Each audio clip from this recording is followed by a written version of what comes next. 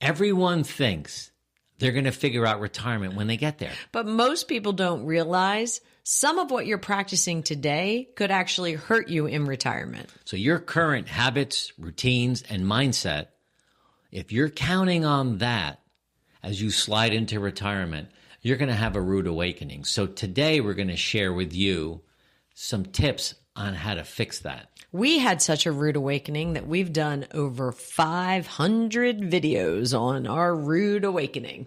It's actually pretty funny when you think about it. 500 videos, that's like 500 videos to tell the world like we screwed this up. You know, we launched ourselves. Or were launched. We were launched into retirement, and we landed there living, believing the lies we were told for decades that when you get here, it's going to be easy. Every day is going to be like a Saturday. You can travel the world. You can hang out. You can have all this free time. You can do what you want to do, when you want to do it, who you want to do it with. You don't even need a plan. It was almost like follow the yellow brick road. Yeah. Follow the yellow brick road. All you need is a financial plan, because when we retired, that's all we found. We were looking for a retirement roadmap after we screwed up for 2 years. There must be a roadmap out there to help us with this, and it didn't exist. So 550 videos later, we have a roadmap.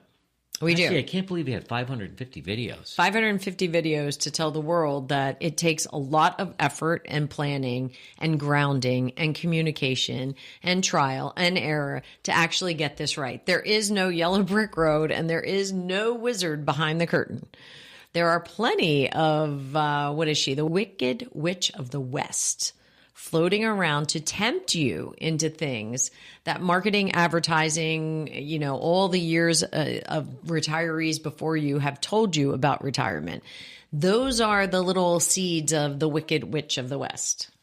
Dorothy. So if you're in your 40s, 50s, or 60s, this video is for you. The first thing we want to talk about is the happiest retirees are not the most free, they're the most grounded. And that goes against every single piece of advice that we've been told. So what does that mean to be grounded? That means that you have a plan. You have a plan for the rest of your life. And that plan includes certain things. The very first thing that I would say you have to focus on is your health. That needs to be your number one priority for the rest of your life. And I say that because that's going to make a huge difference on two things. One, how long you live, but more importantly, how you live, your health span. You want to make sure your last 5 or 10 years, 80 to 90, 85 to 95, 90 to 100, you can still get in and out of a chair. You've still built muscle. You're eating right. You're drinking less. You're sleeping well. That is the basis, I believe, for living the best retirement ever. You know, and we get a lot of pushback on this because nobody wants to think about structure and accountability, especially for yourself, as you enter this phase of life that has been painted to you as freedom and flowered shirts and pina coladas on the beach.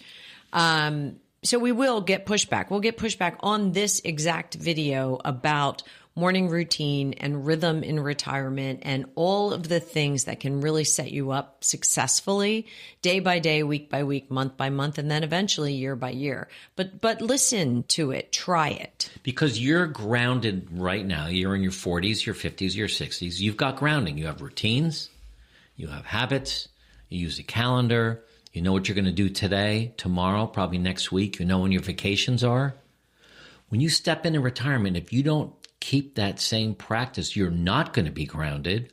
You're going to be free, and you're going to be like a ship at sea that doesn't have a rudder. Well, you're going to be free, and you're going to actually be in free fall. That's a good way to put it. How about that? Yeah. You and your ship and rudders. Ships and rudders. Second thing you want to think about is your career wasn't your calling. It was your classroom. How's that? I know you love this one. I do. I do feel and I do believe that there are many people in the world who had a career that was a true calling. So I don't want to discount the fact that if you spent 20, 30, 40 years in a career that was your true calling, that we're not saying that that wasn't true, because I do believe that there are careers. I mean, I was in the insurance business. Was that my calling? No.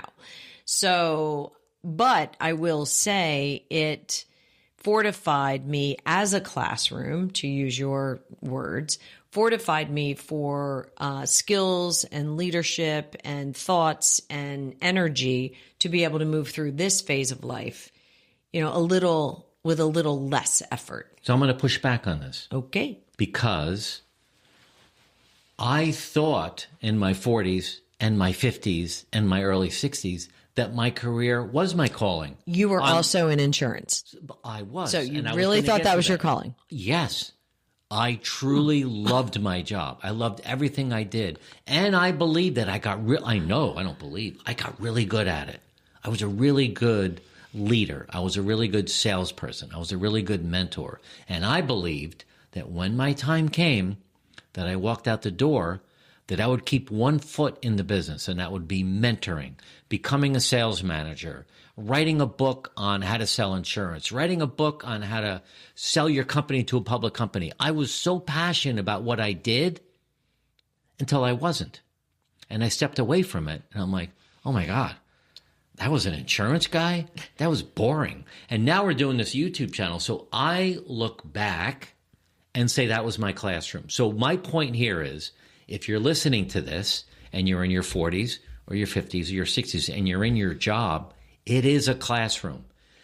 To your point, Jody, if you believe this is your calling, cool, you can take this into this phase of life, but it shouldn't look the same. I just don't think if you're a passionate attorney or a passionate insurance agent, you keep doing that the same way for the same company until you're 90 years old. I believe everybody has a calling bigger than what they think it is. And you and I have taken our classroom training in our career and converted it into this YouTube channel, converted it into writing a book, converted it into me wanting to change the way people believe in retirement, you focusing on your 100 core family and friends and mentoring them. I mean, you mentor so many people now with your experience. But I did that in my classroom phase, as you would say. You got really good at it in your classroom phase. Now you're crushing it, though. You're making a huge difference. You get to do it when you want to do it. You have a reason to get up in the morning.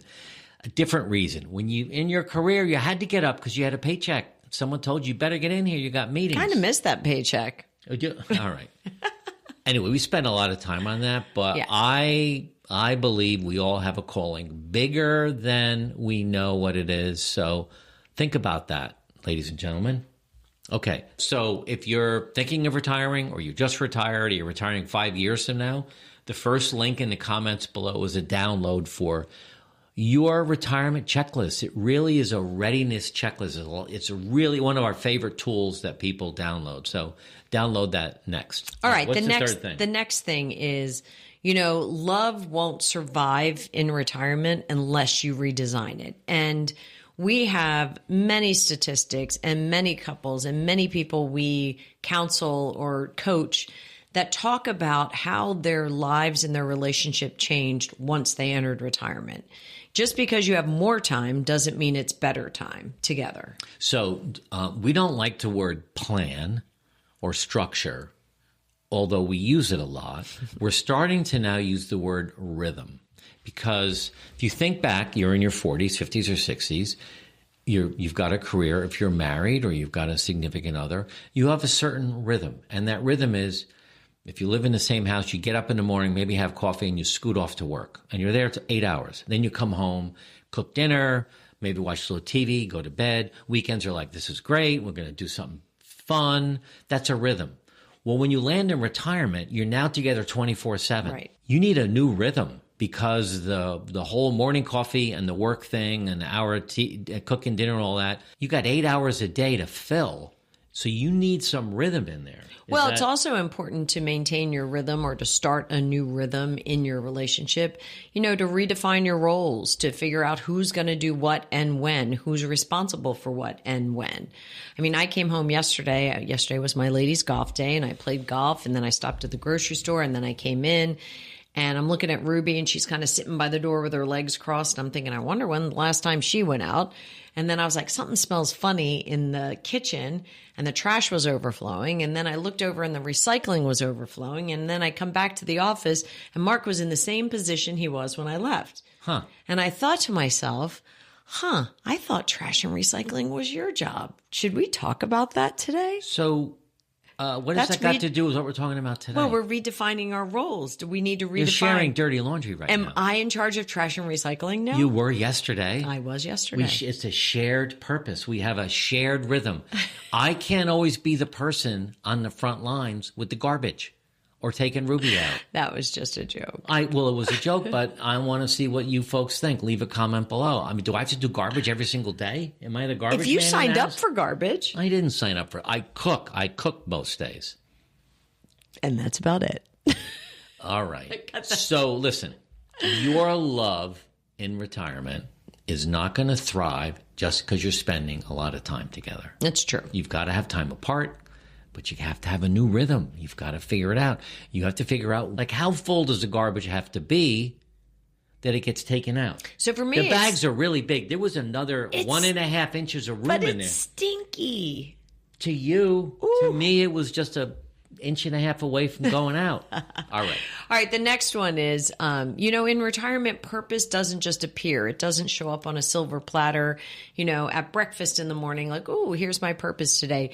It's really found through experimentation, through curiosity, through trying and, yes, failing, trying and succeeding, trying and liking something, trying and not liking something. So, I would really encourage you to think about purpose not in the way that, a purpose has to miraculously appear through epiphany.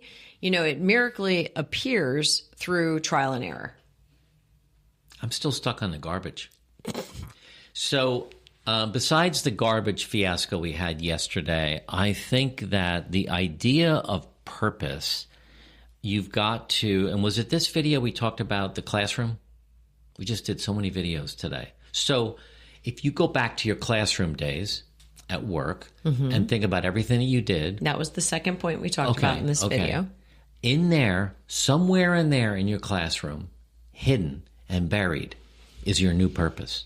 Because that classroom got you ready for what you're going to do today. So we have this exercise that we take our master class people through that we do once a year. And we really should get a link for a wait list for that. But we have this masterclass, and there's this exercise that we take people through to go back every single job they had, every single role that they played. And I mean going back to high school, paper routes, cutting the grass, whatever it might be. I worked at a boatyard for a couple summers. It took a year off of before I went to college. But what I found was I listed every single job, what I liked about it, what I didn't like about it, and how I felt when I was doing it. And buried in those nuggets of those classroom years is potentially a new purpose for you. And you have to experiment, and you have to try, right. And you have to see if that's working for you right now. But don't ignore that. Don't be the person that buries it because people have told you, you're going to start a YouTube channel? Are you out of your mind? What do you know about starting a YouTube channel? You're an insurance agent. Well, we have a YouTube channel. So be curious. Really ask a lot of questions. Be curious about what it is that excites you and then lean into it. The next one is, stop preparing for retirement and start rehearsing your retirement.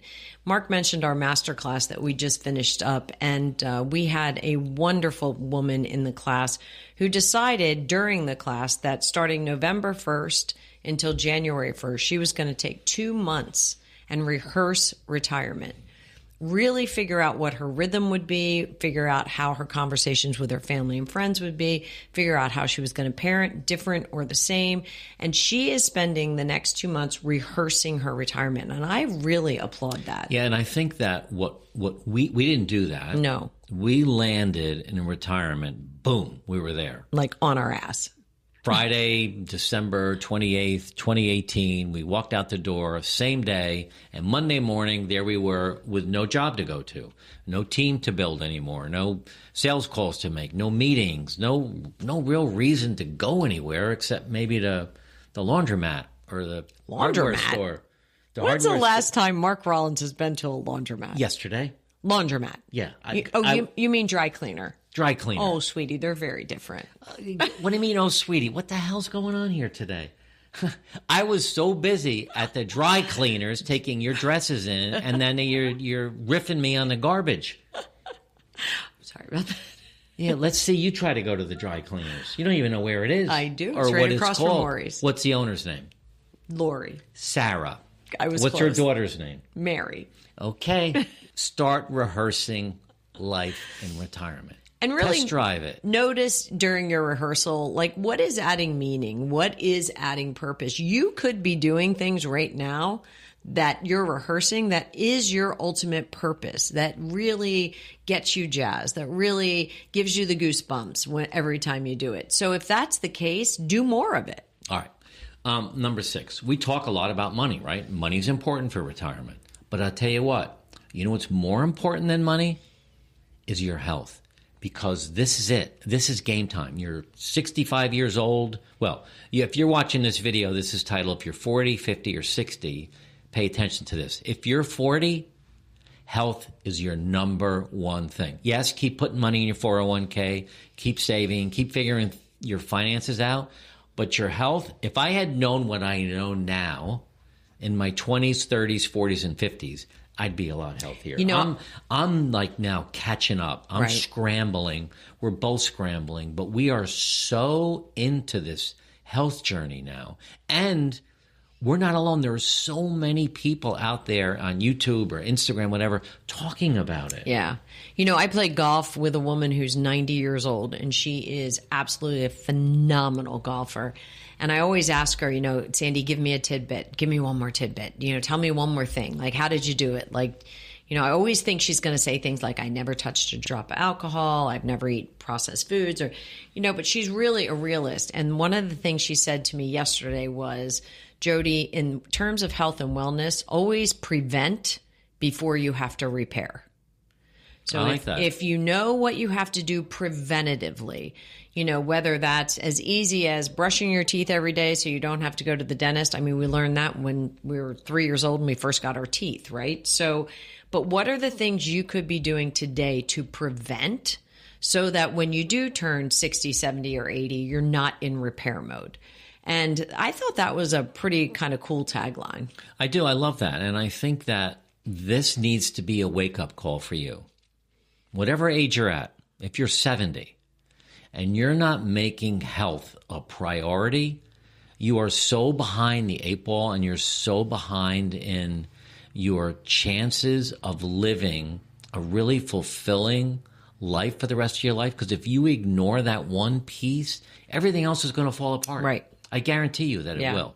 Okay. Yep. Number 7 is stop saving time and start designing your time, right? So instead of saying, I'm not going to do X, Y, and Z because it's a waste of time, like stop focusing on what's a waste of time and how you can save that time and start really determining how you're going to design time to be most impactful to your day and your rhythm. Well, here's a note that I made on this. Schedule growth in your calendar, not just chores. So give an example. Yesterday, I'm taking this course on Category pirates? Category design, how to build a business and create a category of one. So it's using AI, and it's a group of 10 people, and it's just phenomenal creative thinking, these geniuses that helped Keurig build their company, helped Audi, helped General Motors. These are consultants that help really large companies create a category of one. So you think about coffee. So coffee, everyone has coffee. Well, up until Keurig, you know, when you went to work, you had a coffee pot and it was 8 cups of coffee and it was terrible. But then they created Keurig, which is single serve coffee. Well, that was the work of these category designers. And Keurig now is like the largest single serve coffee company in the world. So I'm super against it. Schedule growth. Okay. Yesterday, I was in that seminar for 2 hours yesterday. Schedule growth, not just chores. So I forgot to take the garbage out. Oh, And that's where now the garbage comes That's back where in. this is going. The garbage came back in. I was Okay. busy You were growing. I was growing. And you were, and I was smelling. You were You were smelling. growing you and were I was walking smelling around the the kitchen garbage. smelling. Oh, what is that smell? What is that smell? Oh, that's Mark growing and working in the back room. That's how you smell when you grow? Oh, my I'm goodness. just kidding. Stop saving your time and start designing it. How are you going to fill your days in this phase of life? Yeah. There's got to be exercise, nutrition. There's got to be growing, learning, teaching, giving back. That's all part of your life. So if you're in your 40s, And garbage. start trying that. Schedule some time for the gym. Schedule some time to learn. Right. Really treat time like a design project. You know, if you can really sit down and master your time, and within that, your health and wellness and vitality and all the other things, you got it nailed. And here's something that I think is critically important, this piece of advice. Retirement is not the end of ambition. I was a very ambitious entrepreneur. I loved growing my company. I loved doing all the things I needed to do to make it better and more interesting. So it's not the end of ambition. It's the start of alignment. It's the start of something new and great and powerful and amazing. Take your school years, what did we call it? The classroom years, and turn it into something amazing. Everything that you learn. This is what this phase of life is about. Absolutely. And that's it? That's it. Okay, here's some questions from, that was a good video. Yeah. Did you like it? Yeah. Did you I feel like garbage took over, so I apologize for that. I hope you guys learned a lot about garbage and smell of garbage and when it should or shouldn't leave the house. Okay, here's some questions our team put together. Linda from Colorado. I've spent 35 years in a demanding career. Sounds like you. Yep. But now that retirement's around the corner, I'm realizing I have no idea who I am without my job. How do I start rediscovering myself before it's too late? So I want to fix this word, rediscovering. You know, you landed in your job. You spent 35 years in a demanding career. You kind of led this path that led you to who you are today, your title, your job, your role. So that identity needs to end, and you need to find a new identity. I don't know if it's rediscovery or discovery, because during your career, a lot of that happened automatically. Would you agree? Yeah, I would say one of the mistakes that a lot of people make is not recognizing that the transition is real into retirement and it's big. And in order to do that, you have to go through the 3 phases of life transition. Which are what? Which are, you know, getting rid of the old, ending the old, got it. Getting into something that's called the messy middle, and then finding your new discovery. So it's not just flip the switch and I'm going to discover who I am now or rediscover who I am now. It's a process that you have to go through. So I would say journal about all your career highlights, you know, think about everything you loved about your career. What types of habits or skills or roles can you move forward? And then, you know, take that and throw it into the messy middle and look around your community or your friends or your family and, you know, how do I use this? And that'll be messy and won't feel real great. It'll feel a little unsettled, but it should focus you to your new beginning. And that's where the real rediscovery starts. I like that. Here's a question from Robert, who lives in Naples, which is Right 20 minutes from here. Hey, Robert. My wife and I talk a lot about retirement, but I think we're picturing totally different lifestyles. That does happen a lot. It does. How can we start designing a shared vision without arguing about it? So this whole idea of being thrown into a common household 24/7 is in itself problematic. And there's a bunch of videos on our channel where we talk about this in relationships. But the one place you could start is agree, and we've had a lot of people do this, carve out 1 hour a week or 2 hours a week, sit down, turn your phones off, grab your favorite drink, coffee, tea, whatever, probably do it in the morning, and start making a wish list for what you want to do in retirement. And do that once a week for, well, gosh, we still do it. We've been in this for 8 years, and we still sit down and say, how's it going? What do we want to do different? You've got your golf league. I don't have one yet. What about downsizing? What about right sizing? What about decluttering? You have to openly communicate with your wife or your husband and not react when they say something. I mean, if you're Robert, so if your wife says she wants to start playing pickleball and you're dead set against it, okay, let her start playing pickleball. Well, what I was going to say, Robert, is I think it's really good to have 3 buckets, right? Yours, mine, and ours. Yes. And I so like that. as you get into this conversation that Mark's talking about wants, desires, and dreams, it's okay for you to have yours and it's okay to have hers. You know, she can have hers and then you have yours together. I think the challenge becomes with a lot of couples is I have mine and you have yours, and that's how we've kind of lived, but we've only really ever seen each other 4 or 5 hours a day. Now it's 24 hours a day. So you have to be real clear about what's super important to you to do, to get accomplished. That's on your list. You have to be very respectful of what's on her list. And then together you need to build a list. I like that. All right. Here's a question from Marcia from Charleston, South Carolina. Oh, great question. We just talked a little bit about this. My husband retired last year, and it's been harder on our relationship than I expected. How do couples adjust to spending so much time together without driving each other crazy? Well, we just talked a little bit about that. So, Marcia, sitting down with your husband and starting to share like how you feel about certain things, instead of saying you do this and you do that, you're spending too much time there, you're doing this, really sit down again with your favorite drink and set an hour and say, let's talk about our life together. Let's start dreaming a little bit. Let's start planning our future. And if he's like, well, I don't want to plan our future. Well, you have to, I think. What's so funny? The roar. That was really funny. Well, that's what you do when I want to sit and plan. You go, roar. Just sit down and say, listen, we love each other. We care about each other. This is an important phase of life. Let's start putting some dreams to paper. You've got some. I have some. I also want to find some things we can do together. So use this language to entice him to sit down and talk about things. Yeah. And I would say now is the time to really focus and practice pausing in conversations. Also practice, responding, not reacting. Almost had them backwards, but, and then I think the last thing is, sometimes it's hard to get people to talk when they're uncomfortable about the topic. So maybe ask your husband, is this a comfortable topic for us to talk about? And if the answer is yes, okay, game on. If the answer is, yeah, I'm kind of uncomfortable, then the questions are, why are you uncomfortable? Like, how can I help you? This is important to me. And really just start to share some thoughts about the topics without sharing the answers ahead of time. I love that. Great advice. Hey, I hope this video resonated with you. This next one, 5 Things I Wish I Knew Before I Retired, is a great video to watch following up on this one. I think you're really going to enjoy it.